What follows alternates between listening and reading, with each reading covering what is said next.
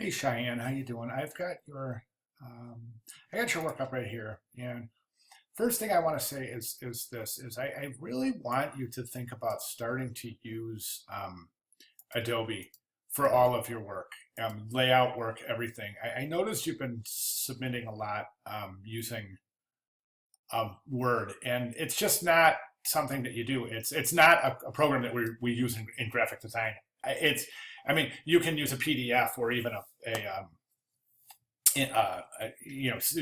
work this, place it in InDesign instead of Word, and save it out as a PDF. That would be a workflow that would be considered an industry standard, so to speak. So again, you wouldn't present work in a Word document in a design studio.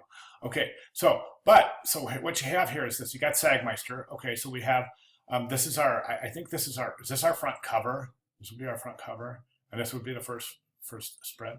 So, and the other thing is that think about. I always recommend students think about presentation because it's really important. I mean, you're a designer. Everything that comes out of your studio should be designed. So this kind of presentation right here it's really something that really should be taken care of in every presentation. You shouldn't have to expect your viewer to try to make sense out of something that's presented sideways, especially in a visual medium such as ours. So try not to do that. Try to make it as easy on your viewer as possible. Okay, I mean you did it with this page, so why not follow suit, right? Okay, so Cheyenne, my main thing is this is the grid. Okay, what you've done here, you're sketching, is everything's fine. You're showing 1 and 2 column grids consistently. You're showing good consistent headlines. You're showing a good solid intent of placement. Okay, I think you're using a lot of images though. That's a whole page of images. There's images. I guess it's okay. Well, actually, yeah, 3 whole pages of images that's going to be too much on a 12-page spread.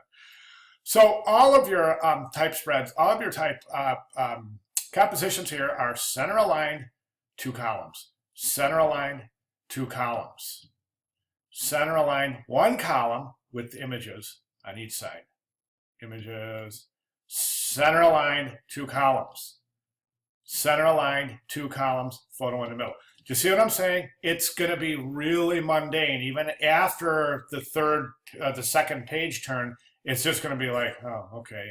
And then the third one, and then you're going to lose your audience. And I think you're missing a wonderful opportunity. And let me show you what I'm talking about. That's why I don't know if you had a chance to look at these or not, but let me shoot up here to. Oh yeah, this is where I want to be. I want to be over here in the course announcements. This is the announcements, and this is welcome to week 6 is up, by the way. I don't know if you saw that, but it's there. Welcome to week 5 had these examples for your sketches in here, and these ones are wonderful because here, look at what the designer is showing. Okay, 5 column grid, 1, 2, 3, 4. 5th column is left blank. 1 column.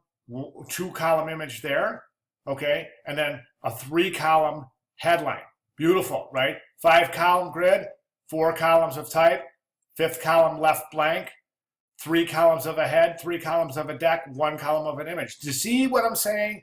See how, look at this. Okay, here's 3 columns, 1 column image, 3 column image, 2 column image, 1 column caption, 3 column headline, 3 column deck.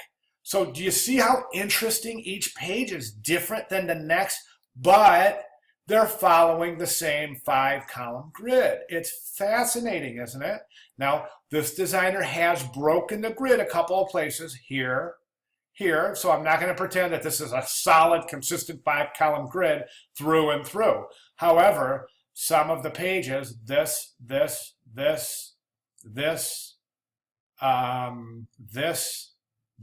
are all indicative of very solid 5 column grids. Okay, why do I say that?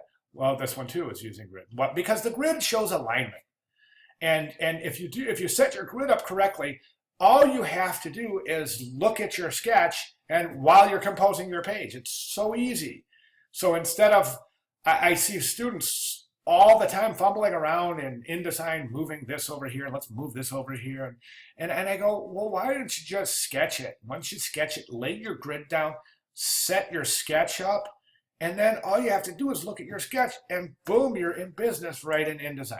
So anyway, back to your work.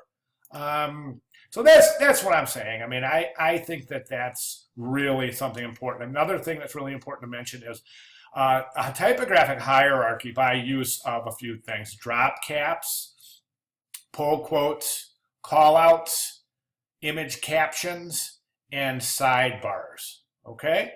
And if you can manage to add a couple of those and maybe do something about this kind of mundane 2-column grid, I think we'll really be in good business here. Okay, any questions at all? Give me a holler. Thank you.